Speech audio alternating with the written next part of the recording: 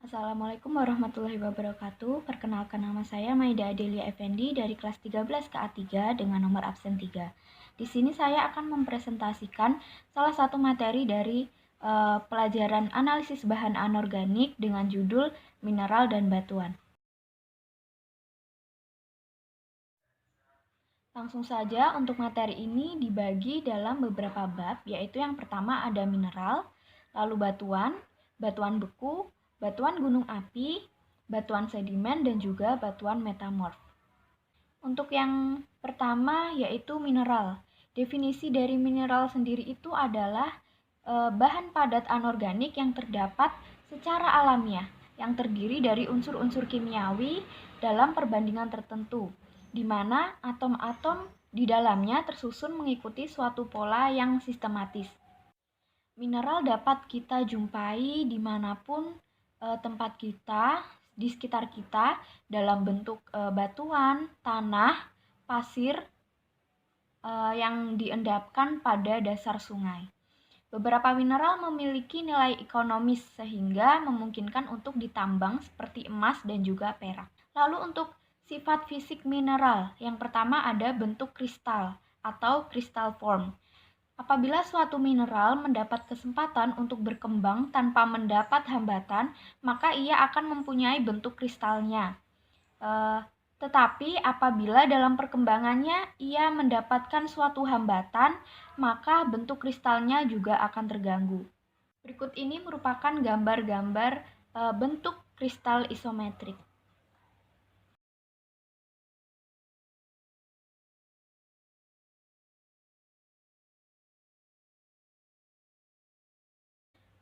Selanjutnya, untuk sifat fisik yang kedua yaitu berat jenis. Setiap mineral mempunyai berat jenis tertentu. Besarnya ditentukan oleh unsur-unsur pembentuknya serta kepadatan dari ikatan unsur-unsur tersebut dalam susunan kristalnya.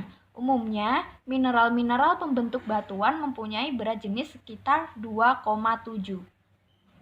Lalu untuk sifat fisik yang ketiga yaitu bidang belah atau fraktur. Mineral mempunyai kecenderungan untuk pecah melalui suatu bidang yang mempunyai arah tertentu. Arah tersebut ditentukan oleh susunan dalam dari atom-atomnya. Dapat dikatakan bahwa bidang tersebut merupakan bidang lemah yang dimiliki oleh suatu mineral. Selanjutnya untuk sifat fisik yang keempat yaitu warna atau color. Warna mineral memang bukan merupakan ciri utama untuk dapat membedakan antara mineral yang satu dengan yang lainnya. Namun paling tidak ada warna-warna yang khas yang dapat digunakan untuk mengenali adanya suatu unsur tertentu di dalamnya. Lalu yang kelima yaitu kekerasan atau hardness. Kekerasan adalah sifat resistensi dari suatu mineral terhadap kemudahan mengalami abrasi atau abrasif atau mudah tergores. Kekerasan suatu mineral bersifat relatif.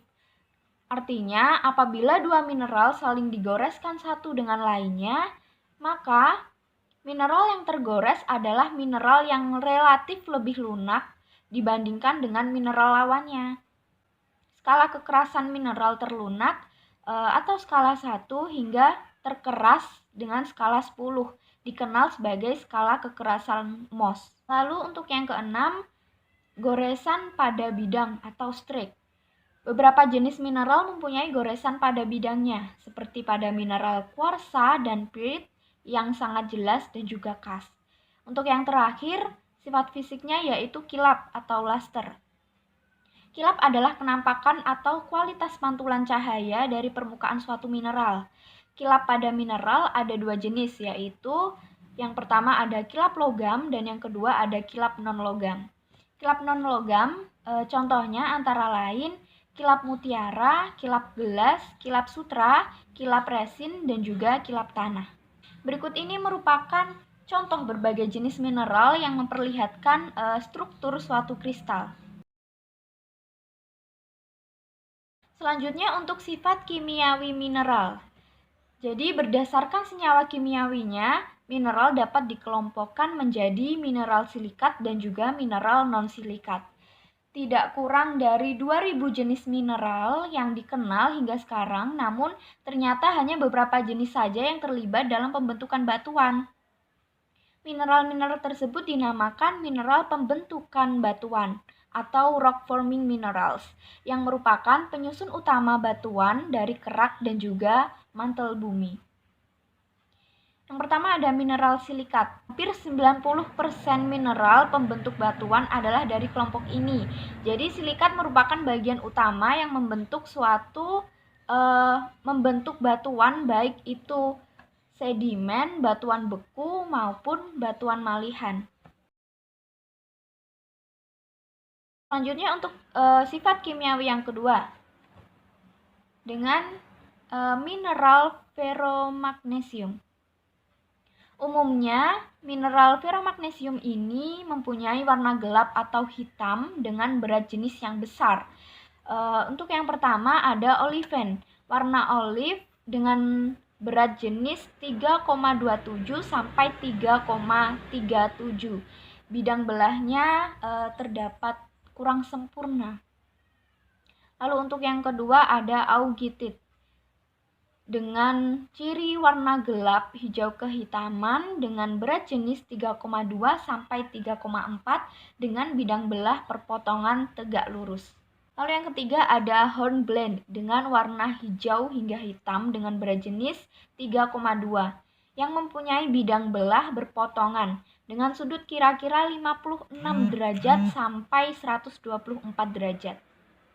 Lalu yang terakhir ada biotite dengan warna hijau tua hingga coklat sampai hitam dengan mineral pipih dapat dikelupas yang mempunyai berat jenis antara 2,8 sampai 3,2. Lalu selanjutnya ada mineral non-ferromagnesium dengan muscovite. Untuk yang pertama muscovite dengan warna terang kuning muda, lalu ada merah dengan berat jenis 2,8 sampai 3,1. Lalu ada feldspar yang merupakan mineral pembentuk batuan yang paling banyak dengan jumlah di dalam kerak bumi hampir sebanyak 54%. Nama-nama yang diberikan kepada feldspar adalah plagioklas dan juga orthoklas.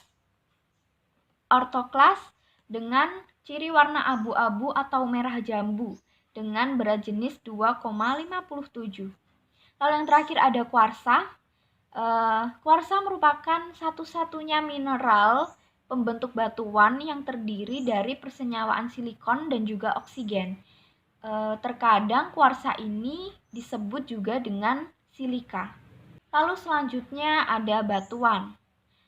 Dalam daur tersebut, batuan beku terbentuk sebagai akibat dari pendinginan dan juga pembekuan magma. Kelompok batuan beku tersebut apabila kemudian tersingkap di permukaan, maka ia akan bersentuhan dengan atmosfer dan juga hidrosfer yang menyebabkan berlangsungnya proses pelapukan. Selanjutnya, batuan yang telah dihancurkan ini akan dipindahkan atau digerakkan dari tempatnya terkumpul oleh gaya berat, air yang mengalir di atas dan juga di bawah permukaan angin yang bertiup. Media pengangkut tersebut juga dikenal sebagai alat pengikis. Bahan-bahan yang diangkutnya baik itu berupa fragmen-fragmen atau bahan yang larut. Untuk proses berikutnya yaitu adalah dengan terjadinya ubahan dari sedimen yang bersifat lepas menjadi batuan yang keras melalui pembebanan dan juga perekatan oleh senyawa mineral dalam suatu larutan dan kemudian disebut dengan batuan sedimen.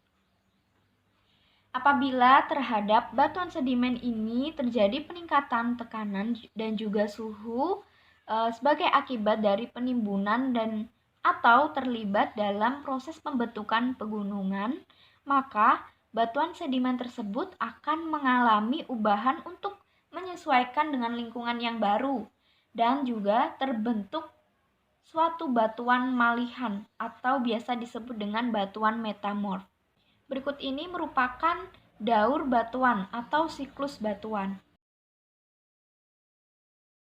Untuk yang selanjutnya ada batuan beku yang biasa disebut juga dengan batuan igneous.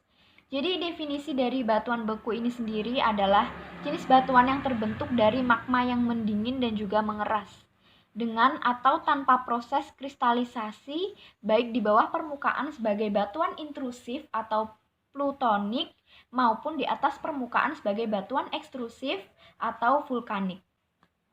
Magma ini dapat berasal dari batuan setengah cair ataupun batuan yang sudah ada, baik di mantel ataupun di kerak bumi.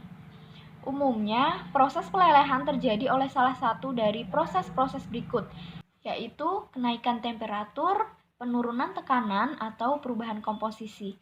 Lalu untuk struktur batuan beku, berdasarkan tempat pembentukannya, batuan beku dibedakan menjadi batuan beku ekstrusif dan juga intrusif.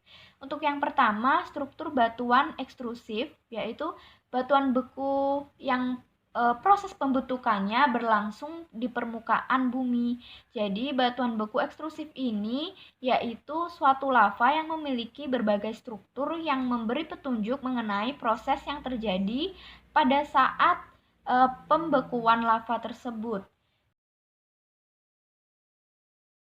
Lalu selanjutnya ada struktur batuan intrusif. Jadi batuan beku intrusif adalah suatu batuan beku yang proses pembekuannya berlangsung di bawah permukaan bumi. Jadi pada struktur ini dibagi lagi menjadi dua bagian, yaitu yang pertama ada konkordan dan juga yang kedua ada diskordan. Berikut merupakan bagan struktur batuan beku intrusif. Lalu selanjutnya akan saya jelaskan mengenai tekstur dari suatu batuan beku. Jadi tekstur pada batuan beku ini dibagi menjadi 5 bagian, yaitu tingkat kristalisasi, ukuran butir, bentuk kristal, berdasarkan kombinasi bentuk kristalnya, dan juga yang terakhir ada berdasarkan keseragaman antar butirnya. Selanjutnya untuk klasifikasi batuan beku. Yang pertama, berdasarkan tempat terbentuknya batuan beku yang dibedakan atas batuan beku plutonik, yaitu batuan beku yang terbentuk jauh di perut bumi. Lalu batuan beku hipabisal, yaitu batuan beku yang terbentuk tidak jauh dari permukaan bumi. Lalu selanjutnya ada batuan beku vulkanik, yaitu batuan beku yang terbentuk di permukaan suatu bumi. Berdasarkan warnanya, mineral pembentukan batuan beku ini ada dua, dibagi menjadi dua, yaitu yang pertama ada mineral mafik atau gelap seperti olivin, piroxen, amphibol, dan juga biotit. Dan juga yang kedua ada mineral felsik atau terang seperti feldspar, muskovit, kuarsa, dan juga feldspatoid. Yang kedua ada klasifikasi batuan beku berdasarkan warnanya, yaitu ada yang pertama leucocratic rock dengan kandungan mineral mafik kurang dari 30%.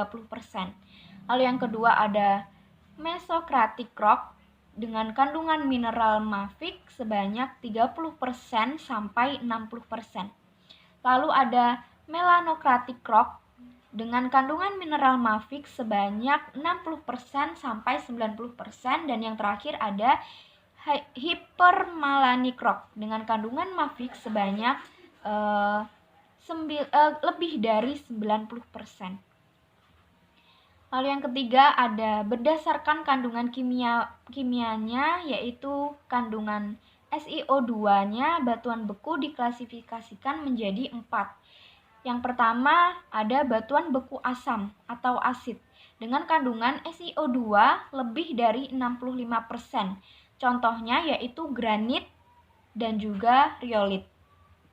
Lalu yang kedua ada batuan beku menengah atau intermediate dengan kandungan SiO2 sebanyak 65% sampai 52%.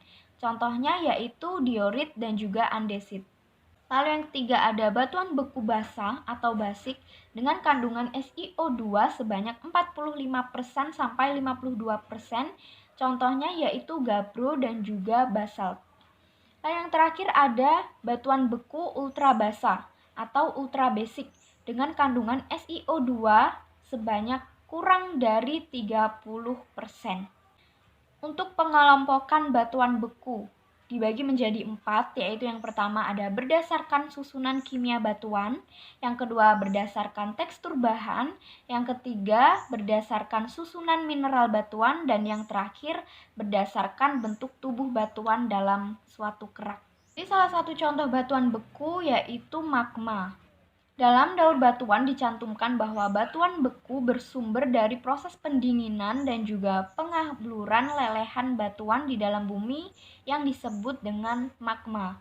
Magma adalah suatu lelehan silikat bersuhu tinggi yang berada di dalam linosphere, yang terdiri dari ion-ion yang bergerak bebas, hablur yang mengapung di dalamnya, serta mengandung sejumlah bahan yang berwujud gas. Lelehan tersebut diperkirakan terbentuk pada kedalaman berkisar sekitar 200 km di bawah permukaan bumi, yang terdiri terutama dari unsur-unsur yang kemudian membentuk mineral-mineral silikat. Apabila magma keluar melalui kegiatan gunung berapi dan mengalir di atas permukaan bumi, maka ia akan dinamakan dengan lava. Berikut merupakan contoh bentuk intrusi batuan beku. Lalu untuk proses pembentukan magma, yang pertama ada diferensi magma, yaitu proses penurunan temperatur magma yang terjadi secara perlahan yang diikuti dengan terbentuknya mineral-mineral seperti yang ditunjukkan dalam deret reaksi Bowen. Lalu ada asimilasi magma, yaitu proses meleburnya batuan sampling atau mingling ke dalam larutan magma sebagai akibat naiknya magma ke permukaan kulit bumi. Proses ini dapat menyebabkan magma yang tadinya berkomposisi basa berubah menjadi berkomposisi intermediate atau asam. Untuk penamaan batuan beku ditentukan berdasarkan dari komposisi mineral-mineral utama yang ditentukan berdasarkan persentase volumenya. Dan apabila dalam pembentukan komposisi mineralnya sulit ditentukan secara pasti, maka analisis kimia dapat dilakukan untuk memastikan komposisinya. Yang dimaksud dengan klasifikasi batuan beku di sini adalah semua batuan beku yang terbentuk seperti yang diuraikan di atas, yaitu vulkanik, plutonik, ekstrusif, dan juga intrusif. Dan batuan beku ini mungkin terbentuk oleh proses magmatik, metamorfosa, atau kristalisasi metasomatis. Penamaan batuan beku didasarkan atas tekstur batuan dan juga komposisi mineral. Tekstur batuan beku adalah suatu hubungan antar mineral dan juga derajat kristalisasinya. Lalu untuk bab yang selanjutnya ada batuan gunung api. Apabila akhirnya dalam perjalanan ke atas magma dapat mencapai permukaan bumi, maka akan terjadi gejala vulkanisme yang membentuk sebuah gunung berapi. Istilah vulkanisme ini berasal dari kata Latin vulcanismus dengan nama dari suatu pulau yang legendaris. Vulkanisme dapat didefinisikan sebagai tempat atau lubang di atas muka bumi di mana daripadanya dikeluarkan bahan atau bebatuan yang pijar atau gas yang berasal dari bagian dalam bumi ke permukaan, yang kemudian produknya akan disusun dan membentuk sebuah kerucut atau gunung. Produk-produk kegiatan gunung berapi dapat dikelompokkan menjadi 4 kelompok, yaitu yang pertama ada aliran lava, yang didefinisikan sebagai lelehan pijar yang keluar ke permukaan yang berasal dari magma.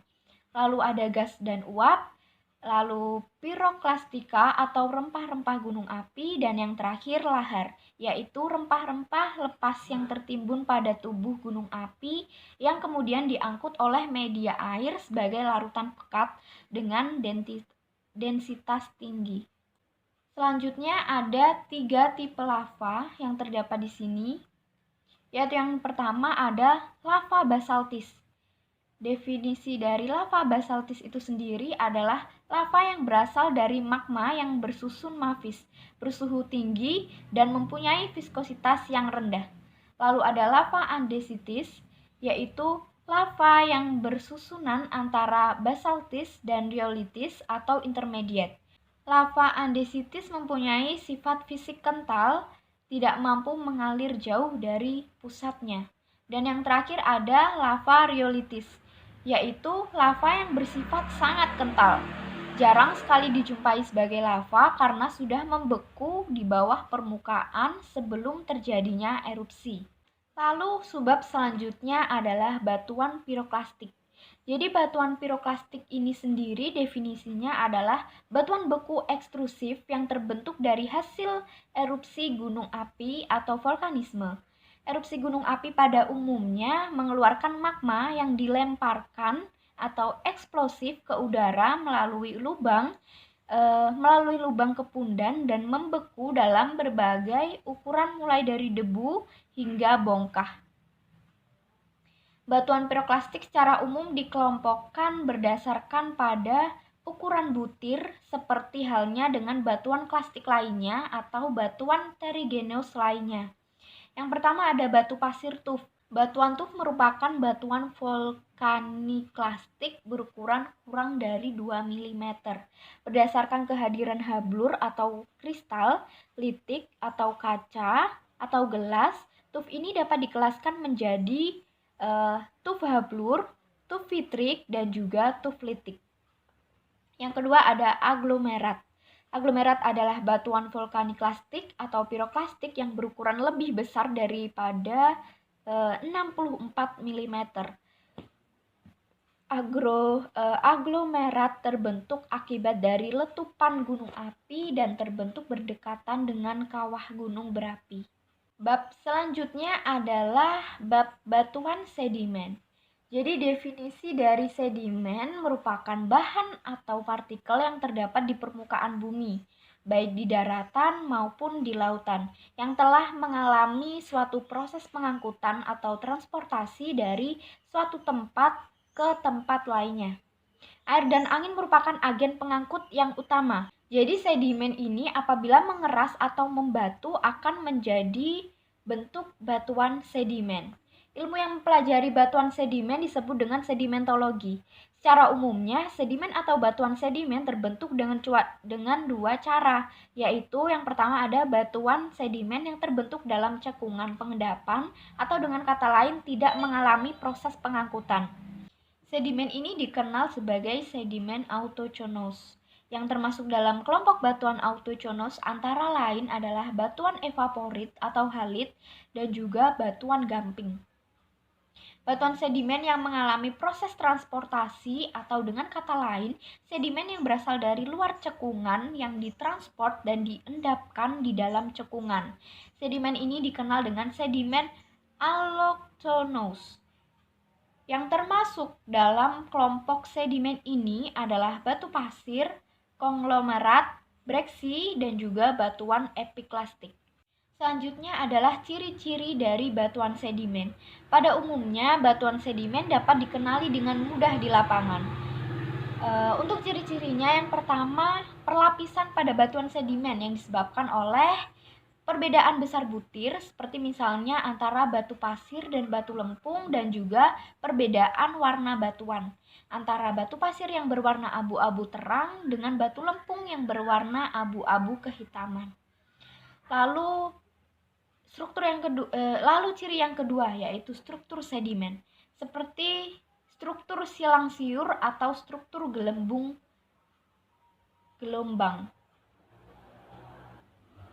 Lalu yang ketiga ada sifat klastik, yaitu yang tersusun dari fragmen-fragmen lepas hasil pelapukan batuan yang kemudian tersemenkan menjadi batuan sedimen klastik. Lalu yang terakhir ada kandungan fosil, mengingat fosil terbentuk sebagai akibat dari organisme yang terperangkap ketika batuan tersebut diendapkan. Selanjutnya akan saya jelaskan mengenai tekstur batuan sedimen. Yang pertama ada besar butir, yang merupakan ukuran butir dari material penyusun batuan sedimen diukur berdasarkan klasifikasi Wentworth.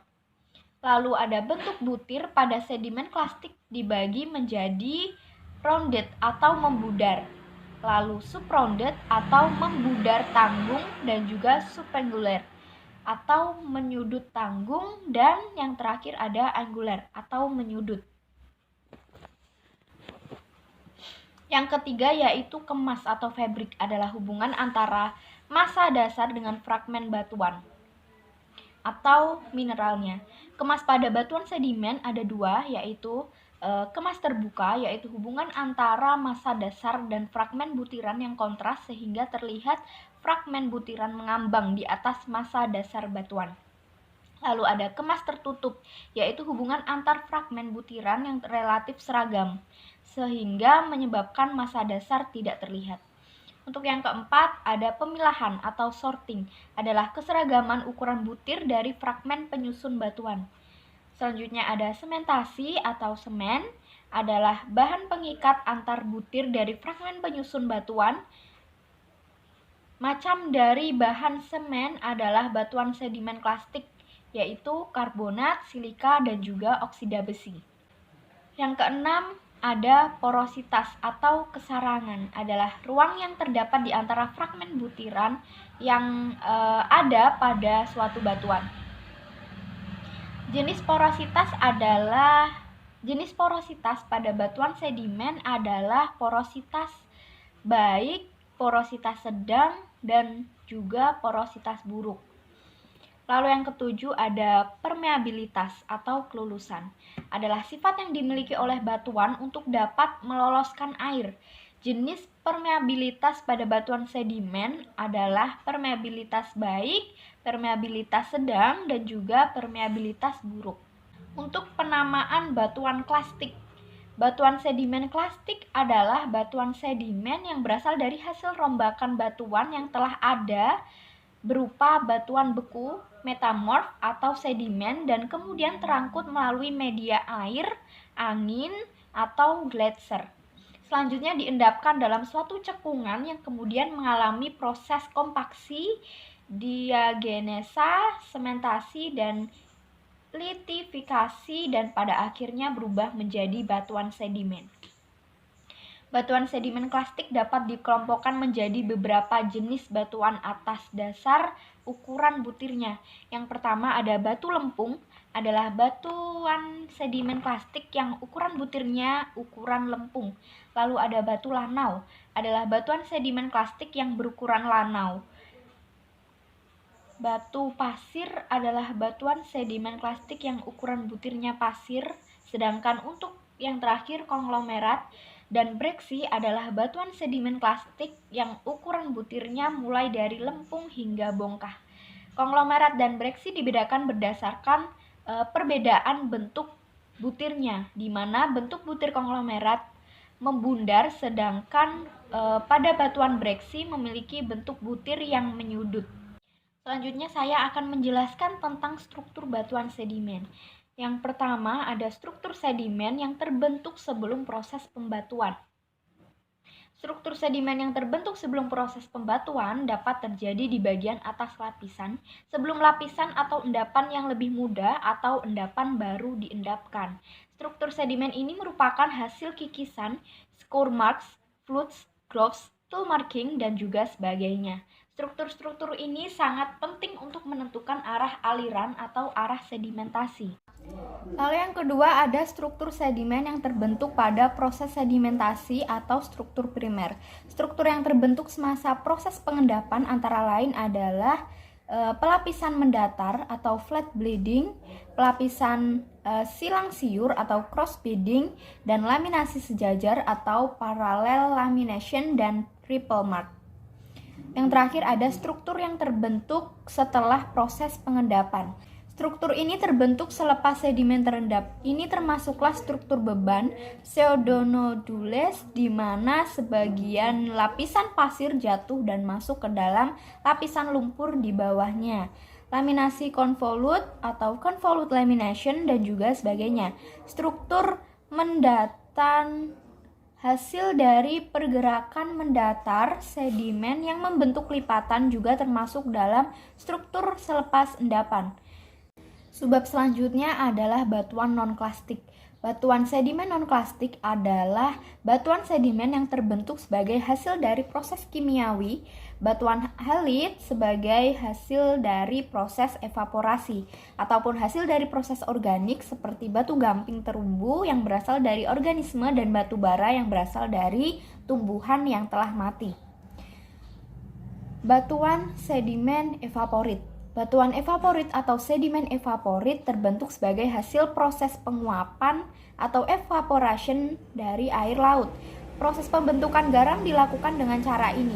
Proses penguapan ini memerlukan sinar matahari yang cukup lama. Yang pertama ada batuan garam atau rock salt yang berupa halit atau NaCl. Yang kedua ada batuan gypsum atau rock gypsum yang berupa gypsum atau CaSO4 2H2O. Lalu ada travertin yang terdiri dari kalsium karbonat atau CaCO3 yang merupakan batuan karbonat. Batuan travertin umumnya terbentuk dalam gua batu gamping dan juga di kawasan air panas atau hot springs. Selanjutnya ada batuan sedimen karbonat.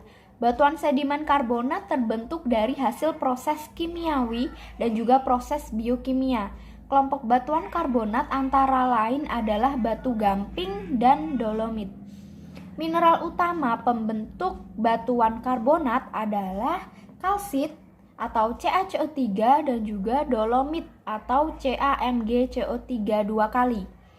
Nama-nama batuan karbonat yang pertama ada mikrit yang berbutir sangat halus, warna kelabu cerah hingga gelap. Lalu ada batu gamping olitik yang komponen utamanya terdiri dari bahan atau alokem olit yang berbentuk bulat. Lalu ada batu gamping berfosil, batuan karbonat dari hasil proses biokimia. Lalu ada kokina, yaitu cangkang fosil yang tersimen. Lalu ada chalk yang terdiri dari kumpulan organisme planktonik seperti Coccoliptores Physes readily in acid. Lalu selanjutnya ada batu gamping kristalin. Selanjutnya ada travertin terbentuk dalam gua batu gamping dan di daerah air panas hasil dari proses kimia. Dan yang terakhir ada batu gamping intraklastik dan pellet limestone. Yang ketiga ada batuan silika. Batuan sedimen silika tersusun dari mineral silika atau SiO2. Batuan ini terhasil dari proses kimiawi atau biokimia dan berasal dari kumpulan organisme yang berkomposisi silika seperti diatome, radiolaria dan juga sprones. Kelompok batuan silika adalah yang pertama ada diatomit, terlihat seperti kapur atau chalk, tetapi tidak bereaksi dengan asam, berasal dari organisme planktonik yang dikenal dengan diatoms. Lalu ada rijang atau chert, merupakan batuan yang sangat keras dan tahan terhadap proses lelehan masif atau berlapis, terdiri dari mineral kuarsa mikrokristalin berwarna cerah hingga gelap.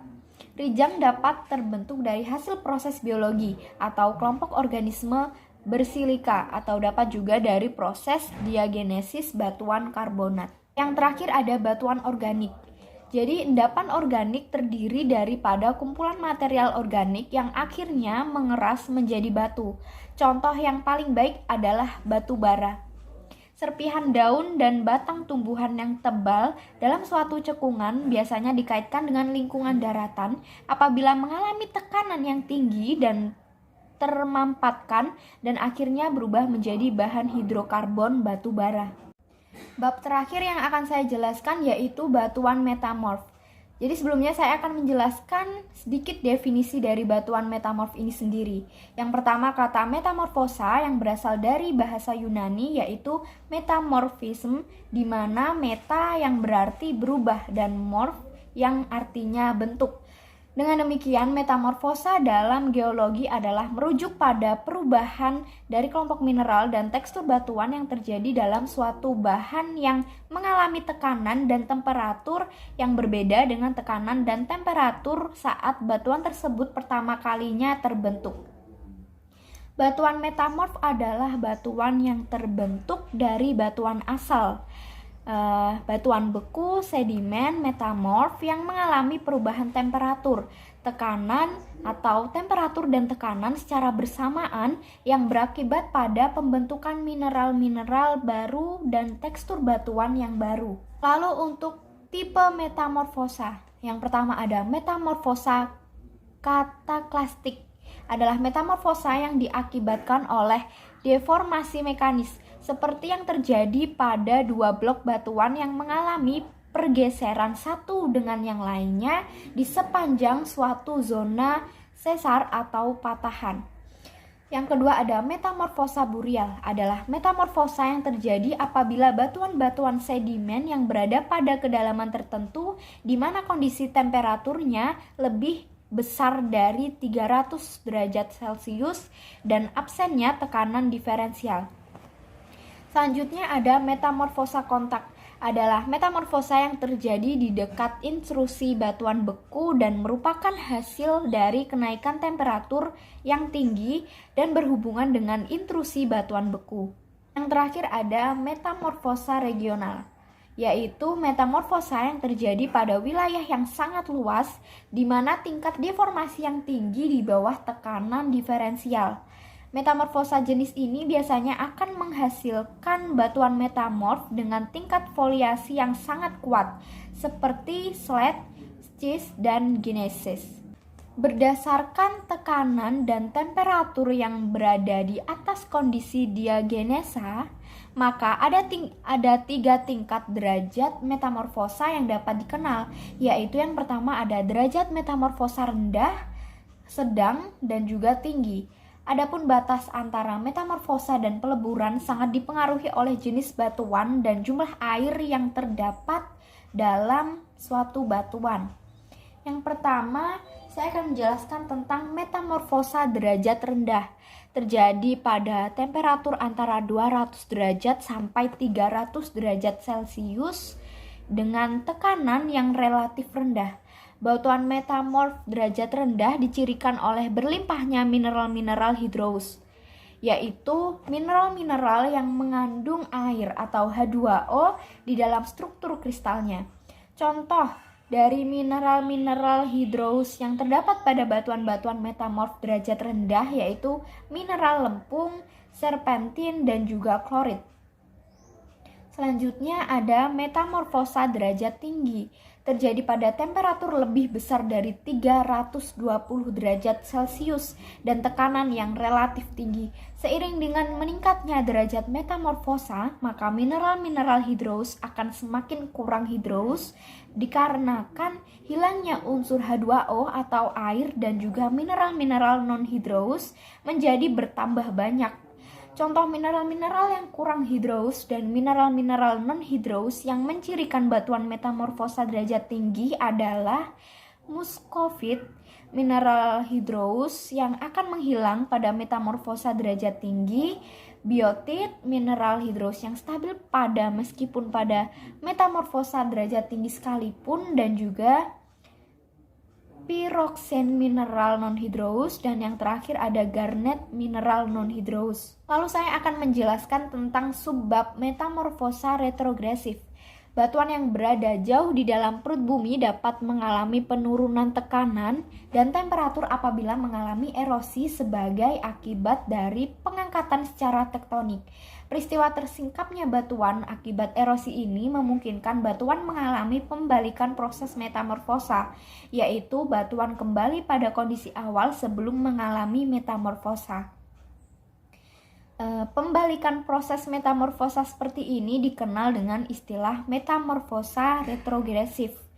Alasan-alasan mengapa batuan retrogresif tidak umum dijumpai adalah yang pertama, reaksi kimia akan melambat seiring dengan menurunnya temperatur.